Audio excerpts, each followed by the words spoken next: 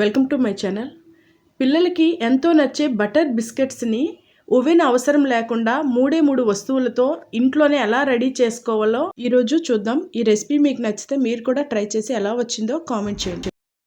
ఈ బిస్కెట్స్ తయారు కోసం ఇంట్లో తయారు చేసిన వెన్ననే తీసుకున్నానండి. పాల నుండి మిగడ తీసుకొని అది వెన్నగా చేసుకున్నా.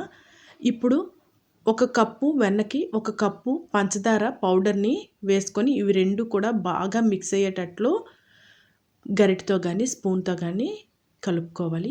ఇప్పుడు ఒక కప్పుతో ఇందులోకి మైదా పిండిని వేసుకోవాలి. మొత్తం 2 కప్పుల మైదా పిండి వేసుకోవాలన్నమాట. మొదట ఒక కప్పు వేసుకొని కలిపిన తర్వాత ఇప్పుడు రెండవ కప్పుని వేసుకొని మొత్తం అంతను బాగా మిక్స్ అయ్యేటట్లు చూసుకోవాలి. ఒక కప్పు వెన్నకి 2 కప్పుల మైదా కరెక్ట్గా సరిపోతుందన్నమాట. మొత్తం ఈ విధంగా ముద్దగా చేసుకోవాలి. ఈ ముద్దని ఉండగా చుట్టుకునేటప్పుడు చెయ్యికి అంటకుండా ఈ విధంగా బిస్కెట్స్ అయ్యేటట్లు చూసుకోవాలి. చేతికి అంటుకునే విధంగా ఉంటే మాత్రం కొంచెం పిండిని వేసుకొని మిక్స్ చేసుకోండి.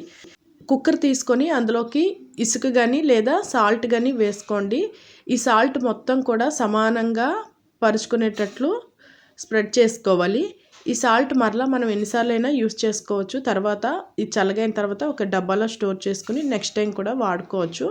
ఇప్పుడు ఇది వేడవ్వాలి కాబట్టి కొంచెం మీడియం ఫ్లేమ్లో పెట్టుకొని బిస్కెట్స్ చేసే లోపు అన్నమాట అది మూత పెట్టుకొని ఉంటే సరిపోతుంది. ఒక ప్లేట్ తీసుకోండి.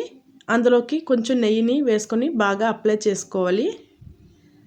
చేయికి కొంచెం నెయ్యి రాసుకొని బిస్కెట్స్ని అన్నమాట చిన్న నిమ్మకాయ సైజ్ అంతా ముద్దని తీసుకోండి. తీసుకొని కోవా బిల్ షేప్లో చేసుకొని చుట్టూ రౌండ్గా వచ్చేటట్లు కొంచెం వేళ్ళతోని ఈ విధంగా చేసుకోండి. ఇప్పుడు కొంచెం అట్రాక్టివ్గా ఉండటాని కోసం చాక్ని తీసుకొని జస్ట్ అలా అన్నమాట మధ్యలో చిన్న ఘాట్లు పైనుండి కిందికి పెట్టుకుంటే చాలు. ఇవన్నీను తయారు చేయడం అయిన తర్వాత ఇప్పుడు కుక్కర్ మూత తీసి చూసుకోండి. కొంచెం వేడెక్కిందంటే వేగంగా అన్నమాట మనకి బిస్కెట్స్ రెడీ అయిపోతాయి. ఇప్పుడు అందులోనే ఒక స్టాండ్ కానీ లేదా ప్లేట్ కానీ పెట్టుకోండి, లేదా డైరెక్ట్గా ఈ ప్లేట్ పెట్టేసుకున్నా సరిపోతుంది. ఇప్పుడు బిస్కెట్స్ ఉన్న ప్లేట్ అందులో పెట్టేసుకొని మూత పెట్టి ఒక 2-3 మినిట్స్ హై ఫ్లేమ్లో పెట్టి తర్వాత లో ఫ్లేమ్లోన 20 మినిట్స్ అలాగా కాలనిస్తే సరిపోతుంది.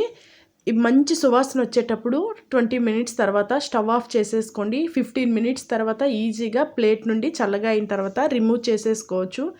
ఇవి చాలా టేస్ట్గా ఉంటాయి. వెన్నతో చేసాం కదా, నోట్లో వేయగానే కరిగిపోయేటట్లు ఉంటుందండి. మీరు కూడా ఇంట్లో ట్రై చేయండి. ఎలా వచ్చిందో కామెంట్ చేయండి. Thank you for watching.